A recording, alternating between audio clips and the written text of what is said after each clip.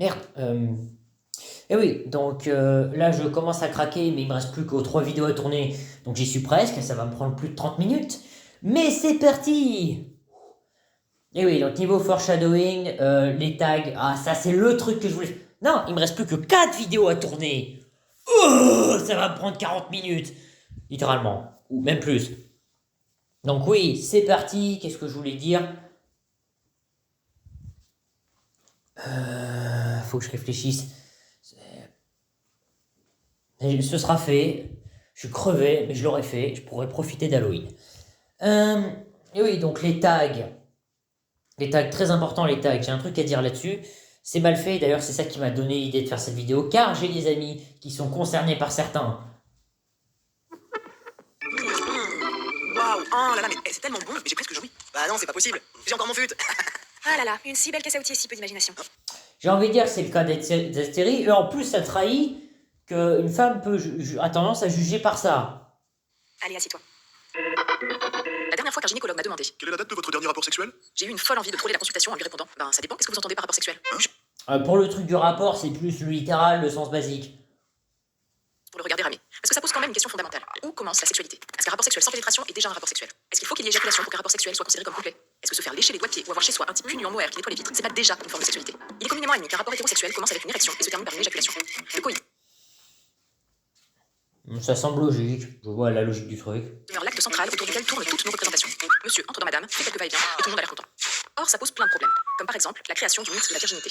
Mais c'est quoi une première fois? Est-ce que c'est uniquement une basse histoire d'hymen? C'est en partie vrai. Est-ce qu'on est encore vierge quand on a couché exclusivement avec des filles? Est-ce qu'on est encore vierge si on a déjà eu? Ouais, non, mais du coup, elle y pense pas pour les mecs, du coup.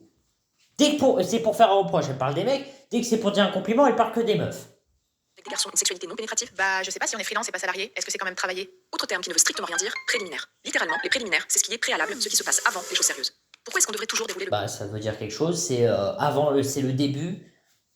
Ça a un sens. dans le mort? Est-ce que c'est gravé dans le marbre? Je sais que c'est comme Tetris, hein. Chacun sa petite manière de faire s'incline. Cette conception restreinte du rapport qui consiste à pénétrer puis éjaculer pose aussi la question des contours de la fidélité. Non, mais je t'ai pas vraiment trompé vu que j'ai pas éjaculé, donc ça compte pas. Ah ouais, donc si je couche avec une équipe de rugby, c'est pas un problème tant que je jouis pas, quoi. À 13 ou à 15? Jouir Au moins, il est fair play, du moins pas hypocrite. ou ne pas jouir, là n'est pas vraiment la question, puisque 70% des femmes Contrairement à cette série. hétérosexuelles confirment ne pas avoir d'orgasme lors d'une pénétration seule, là où 90% des hommes y parviennent. Tu vois, lui, il est pas méchant. Il dit pas du mal. D'ailleurs, ce qu'on appelle l'orgasme gap. Dans la plupart des cas, les festivités s'arrêtent immédiatement après l'éjaculation. Et pour justifier ça, on a inventé un terme complètement foireux, la phase réfractaire. C'est-à-dire une chute vertigineuse du désir rendant provisoirement impossible l'érection. Ok, enfin, devinez quoi? Pas besoin d'avoir un pénis pour être en phase réfractaire. Alors, la phase réfractaire. Oui, qu'est-ce que je voulais dire? Phase réfractaire. Oui, alors du coup, elle a trahi un truc qu'elle n'a pas, ce qu'elle dit ne pas avoir, ce qui est un argument de mon ami de gauche, argument qui est complètement logique.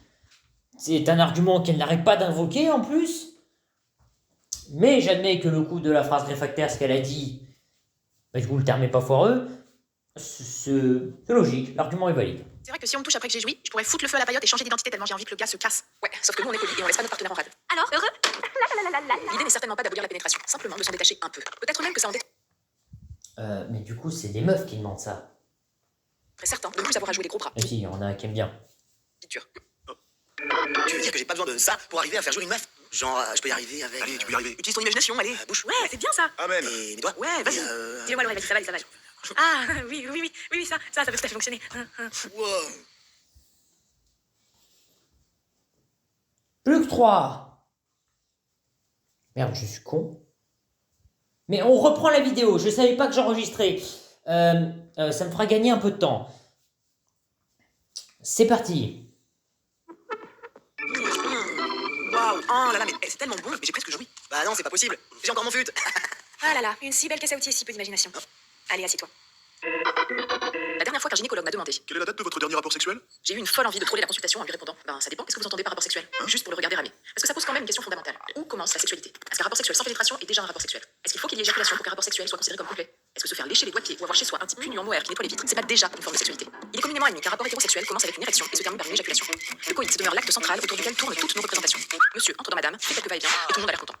Ça a en partie du sens. Mais je comprends ce qu'elle veut dire. Ça pose plein de problèmes, comme par exemple la création du mythe de la virginité.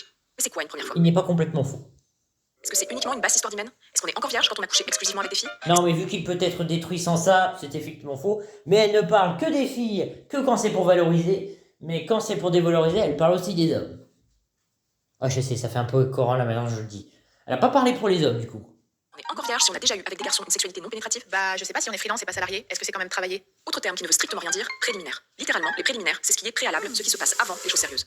Pourquoi est-ce qu'on devrait toujours dérouler le menu dans le mort? Est-ce que c'est gravé dans le marbre? Je sais que c'est comme Tetris, hein. Chacun sa petite manière de faire s'incline. Non, cette conception restreinte du rapport qui consiste à pénétrer puis éjaculer pose aussi la question des contours de la fidélité. Non, mais je t'ai pas vraiment trompé vu que j'ai pas éjaculé, donc ça compte pas. Ah ouais, donc si je couche avec une équipe de rugby, c'est pas un problème tant que je jouis pas, quoi. À 13 ou à 15? Jouir ou ne. Ah, bah du coup, il est fair play ou au moins pas hypocrite. J'ai un doute si cette série l'est. Jouir, là n'est pas vraiment la question, puisque 70% des femmes hétérosexuelles confirment ne pas avoir d'orgasme lors d'une pénétration seule, là où 90% des hommes y parviennent. C'est d'ailleurs ce qu'on appelle Non, mais eux, ils se montrent gentils pour pas vexer. Ce qui n'est pas le cas des meufs en question. l'orgasme gap. Dans la plupart des cas, les festivités s'arrêtent immédiatement après l'éjaculation. Et pour justifier ça, on a inventé un terme complètement foireux, la phase réfractaire. C'est-à-dire une chute vertigineuse du désir rendant provisoirement impossible l'érection. Ok, enfin, devinez quoi? Pas besoin d'avoir un pénis pour être en phase réfractaire. C'est vrai.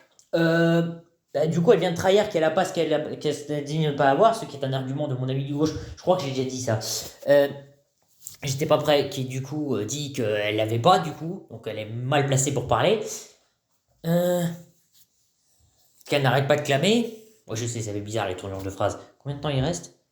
Ah oui, donc j'ai réussi qu'à faire que ce temps-là. Waouh. Donc oui, où en étais-je? Ouais, non, c'est ça. Du coup, ça veut dire que le terme est cohérent. Si on me touche après que j'ai joui, je pourrais foutre le feu à la paillote et changer d'identité tellement j'ai envie que le gars se casse. Ouais. Ils en sont capables dans cette émission. Sauf que nous on est polis et on laisse pas notre partenaire en rade. Alors, Bah, du coup, tu viens de prouver que non, avec tes statistiques. l'idée n'est certainement pas d'abolir la pénétration, simplement de s'en détacher un peu. Peut-être même que ça en détendrait certains de ne plus avoir à jouer les gros bras, ni les bites dures. Tu veux dire que j'ai pas besoin de ça pour arriver à faire jouer une meuf? Genre, je peux y arriver avec. Allez, tu peux y arriver. Utilise ton imagination, allez. Bouche. Ouais, c'est bien ça. Amen. Et mes doigts. Ouais, vas-y. Dis-le-moi l'oreille, vas-y, ça va, ça va. Ah, oui, ça peut tout à fait fonctionner. Wow. Ah, mais il existe une méthode de pénétration qui ne cause pas de problème, la pénétration en utilisant la poitrine. Putain. Plus que 3 minutes, hein, même quand j'y vais en accéléré, ça me prend quand même énormément de temps. Et oui, donc le foreshadowing pour le truc de la grosseur, je crois que c'est ça. Les gros, ça choque. Enfin, entre guillemets. Les larges, ça va. Les larges, c'est ok. C'est les gros qui prennent de la place dans la vie. Les gens grands, moins. Et oui, c'est de la faute des gros. Après, les gens, ils en font ce qu'ils veulent de cette information. C'est pas spécialement de la faute des hommes ou même des femmes. Des enfants, ils prennent pas de place. Plus que... Oh putain. Plus que 2 minutes.